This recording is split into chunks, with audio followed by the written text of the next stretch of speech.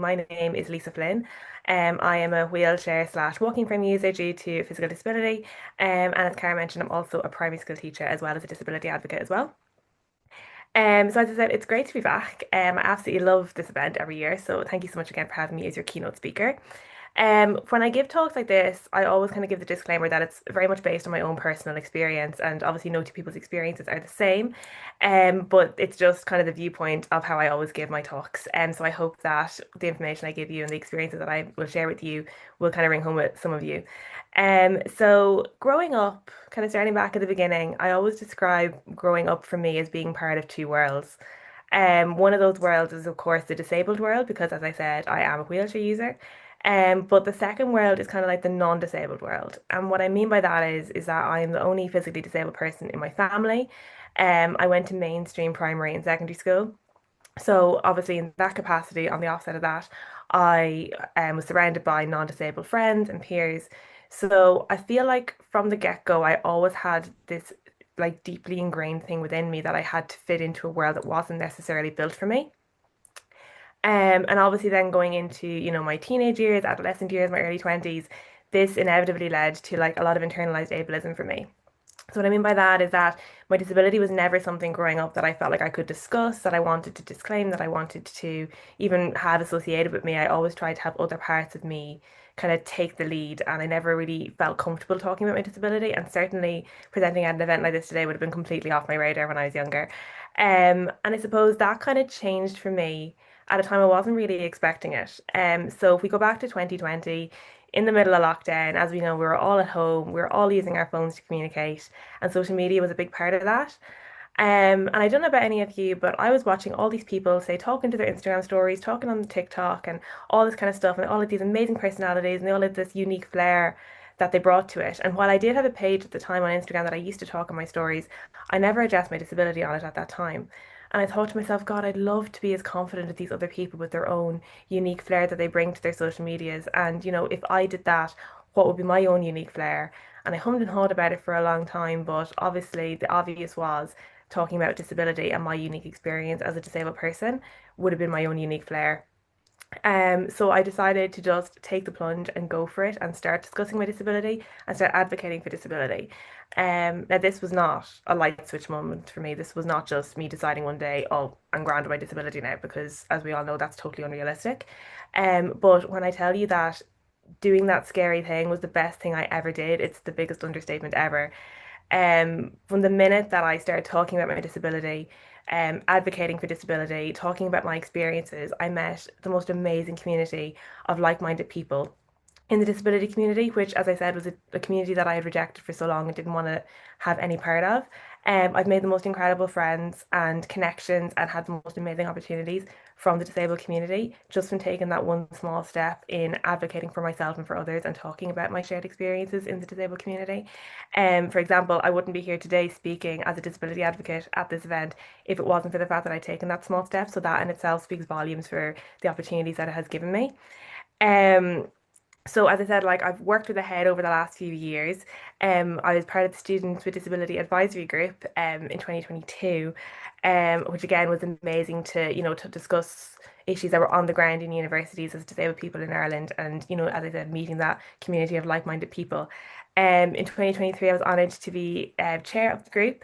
And I actually co-emceed this event alongside Queen in 2024, which was an absolutely amazing experience. But again, me from a few years ago could never have ever thought that I would be brave enough or confident enough to do that. And so that was an amazing experience. And then last year I was also keynote speaker at this event again. So as I said, it's been an amazing experience, and it's such an honor for me to think that people actually want to hear my story and, hear what I have to say. So as I kind of mentioned at the beginning, I am a primary school teacher. And as Cara mentioned in my introduction, it's widely thought and believed that I am the first wheelchair user in Ireland to qualify as a primary school teacher, which is a huge honour, but as you can imagine, it hasn't come without its struggles. So I've always wanted to be a primary school teacher from the get-go, like no matter what phases I went through in life, no matter what, everyone always knew from a very small child, I always wanted to be a teacher. And again, like, from growing up in environments where disability wasn't really at the forefront, being surrounded by non-disabled people, I never really thought of teaching as being something that I couldn't achieve or something that would be a struggle for me as a disabled person. I just never looked at it through that lens. But in 2020, smack bang in the middle of the pandemic again, I began the professional masters of education in Maynooth. And it's kind of an interesting one because back in 2020, obviously everything was on Zoom like this event is today. And, because of that, I feel like I kind of started off the PME as like on an even keel with everybody else. So there was no like environmental thing. So if any of you are here wheel users, you'll know that like when you're going on to a new place or going on a placement or whatever, you have to always think about it from a physical environment point of view of like, will it be accessible? Will I have my needs met? But because we were starting off on Zoom, I didn't really have to consider any of that because I was just sitting in this room here doing my lessons online. I was supposed to complete the master's the following year, but unfortunately, I had a few unforeseen surgeries, leading me to defer until 2023. And again, by that time, of course, everything had gone back to normal. So it was like black and white, two completely different experiences for me as being a student teacher. So everything was going fine until the infamous story. I'm not going to get it's too, very, very long-winded story, but the infamous thing of me trying to attend the Gaeltacht occurred.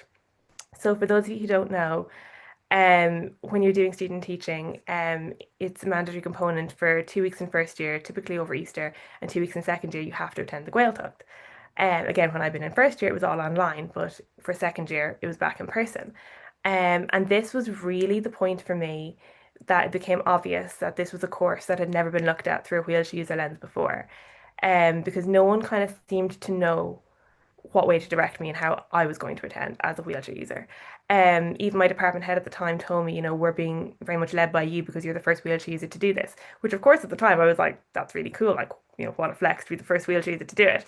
But from a practical, logical point of view, it was a very, very daunting thing to be a trailblazer in that because I didn't know what to do. It's my first time doing it as well.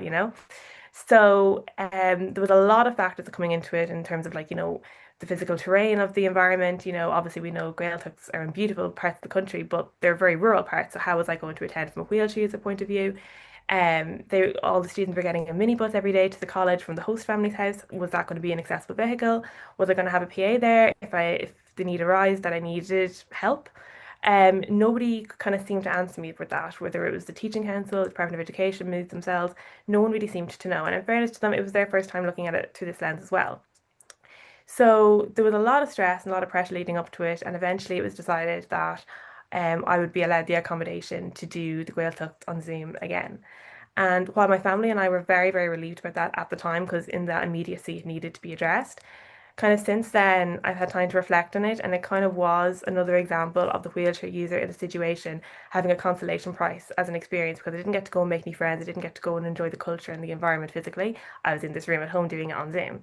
Now, on the opposite of that, I am pleased to say that following me, there have been wheelchair users on the course who have attended the Gaeltacht in person successfully, which is fantastic to see that we've come that far. Um, but again, being a trailblazer in that situation isn't easy either. But I am very pleased to see that, me having that struggle and having to overcome that in some small way, that my ideas and my suggestions were listened to and it has actually become successful for wheelchairs to do it now. As I said, like I am so, so proud that I am the first wheelchair user in Ireland to become a primary school teacher. It is something that, I am very proud of. I think now our next step is trying to, make sure that in from a societal expectation point of view, that people who are physically disabled in the workplace are accepted and that, disclaiming their disability isn't something that, hinders them in any way, shape, or form. That's a conversation for another day. But it is definitely like I think our next step in making everything equal for wheelchair users in the workplace. But yeah, as I said, it's been an absolutely huge, huge honor to speak to you today. It's been a huge honor to share my story. But I suppose for any of you who are watching this, because I know I've been in your position so many times over the years watching this conference and listening to people and being inspired by them and their journeys.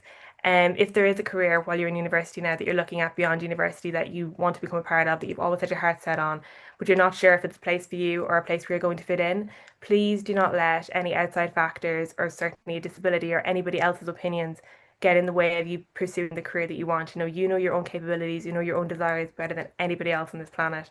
And there's nothing that you can't achieve. So, as I said, thank you all so, so much for listening. I hope that what I've said has been of some use. And it's been a huge honor to be here with you today. I can't wait to see how the rest of the conference goes. And yeah, thank you all so much for having me.